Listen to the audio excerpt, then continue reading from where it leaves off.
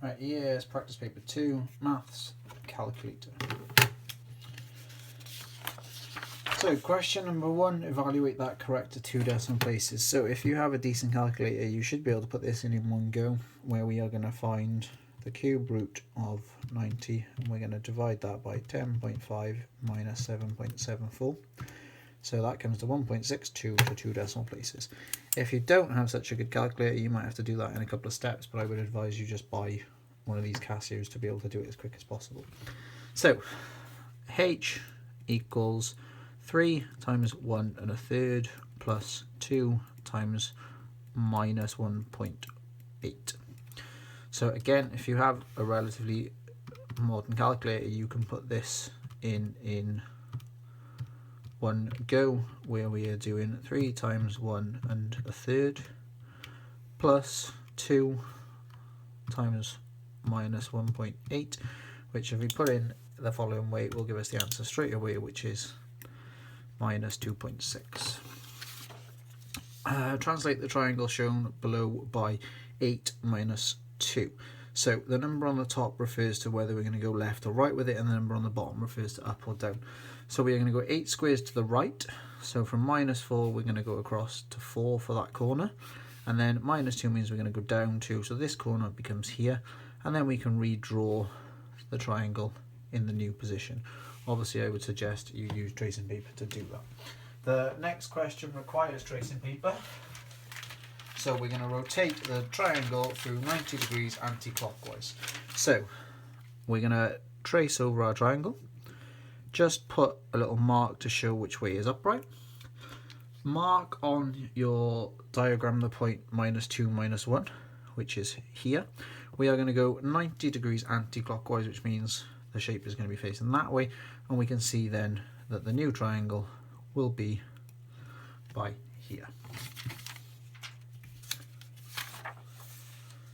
So A is something times by B. So if I want to work out what A is something times by B, if I do A divided by B, 40 divided by 16, I find that A is 2.5 times B.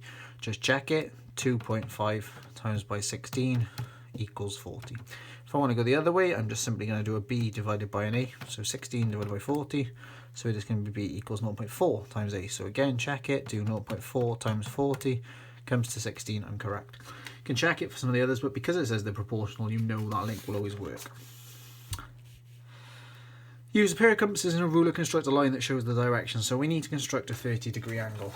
The easiest way to construct a 30-degree angle is to construct a 60-degree angle by creating equilateral triangle, and then from there we can obviously half it to get a 30-degree angle. So I'm going to create an equilateral triangle by here, which is 5 centimeters in size. So I'm going to set my compass to 5, and then from each end of this 5 centimeter line I'm going to draw, I'm going to mark, I'm going to do a quick cross, and I'm going to then create an equilateral triangle. That produces an equilateral triangle, and we know in an equilateral triangle all angles are 60 degrees.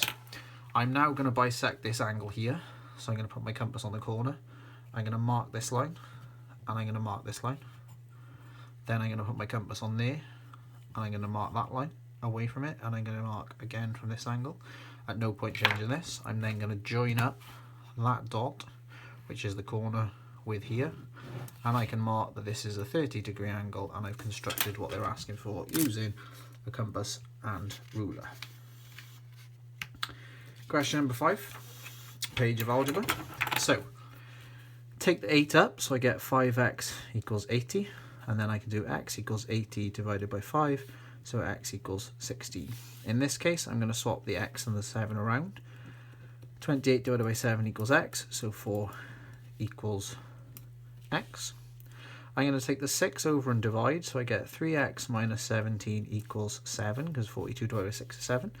Take the 17 over, 3x equals 24. Divide by 3, and I get x equals 8. Solve the inequality in the exact same way. 9x is less than 77 minus 5, which is 72. So x is less than 72 divided by 9, which is 8.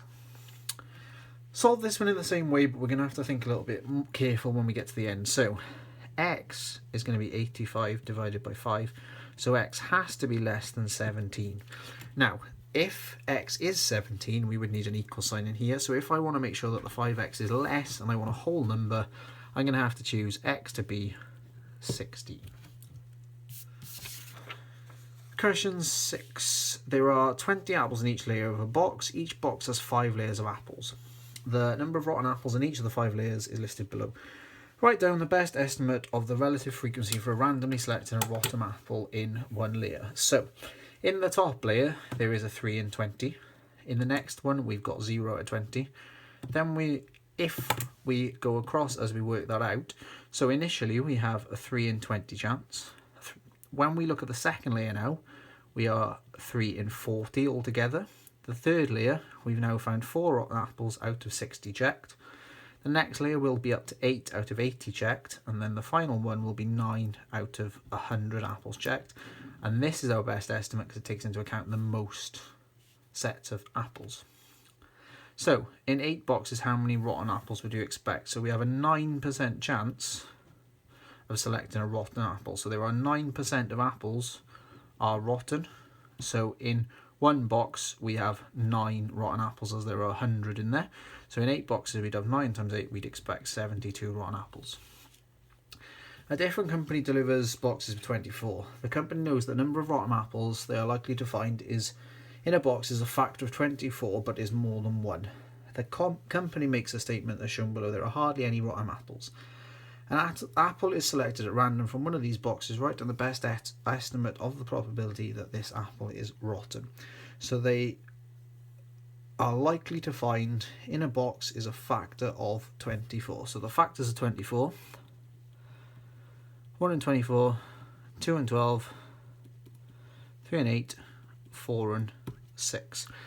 They've said there's more than one apple, so that means there could be, and if they are saying there are hardly any, it's not going to be 24.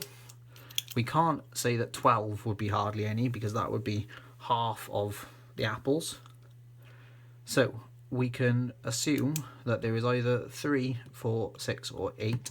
So as they're saying hardly any, I would say that we're using the probability that there are 2. So there are 2 in 24, which is a 1 in 12 chance of a rotten apple.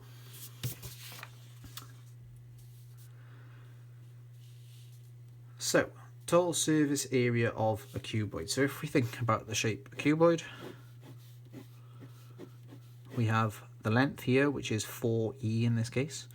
We have the width, 3e, and we have the height, so the final dimension, 2e. It doesn't really matter which way we have them.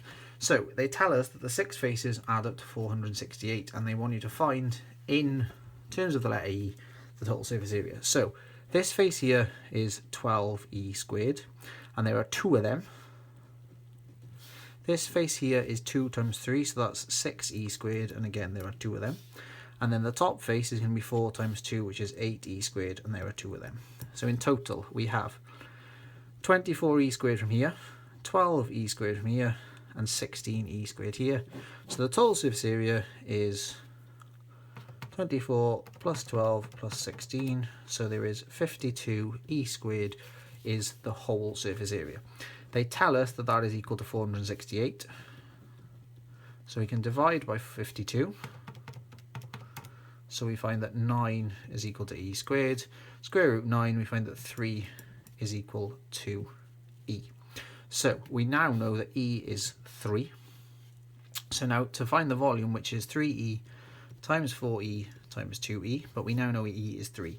So this becomes 9 times 12 times 6, which, type in on the calculator, we get the volume is 648 centimetres cubed.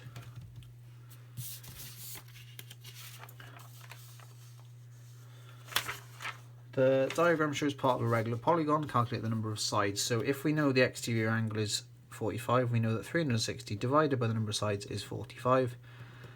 Swap these over, 360 divided by 45, and we find that 8 is equal to the number of sides. Probability of buying a sandwich is 0.6, the probability you don't is 0.4.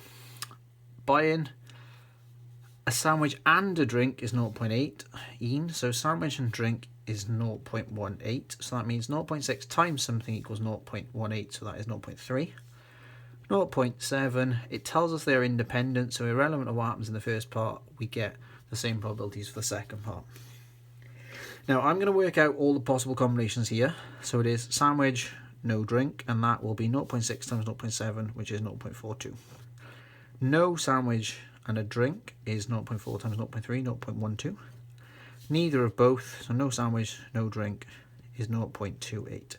So probability buys a sandwich but no drink. So sandwich, no drink, 0.42. Yes, this is correct. Not a sandwich or a drink. So no and no, 0.28. So that's false. The most likely outcome is that he buys a sandwich but no drink. So sandwich and no drink, is that the most likely? Yes. During the next 100 days, you will buy a sandwich on exactly 60 of them. So the times that he buys a sandwich, if we add those two together, we get a probability of 0.6, which times by 100 would make 60, so this is true.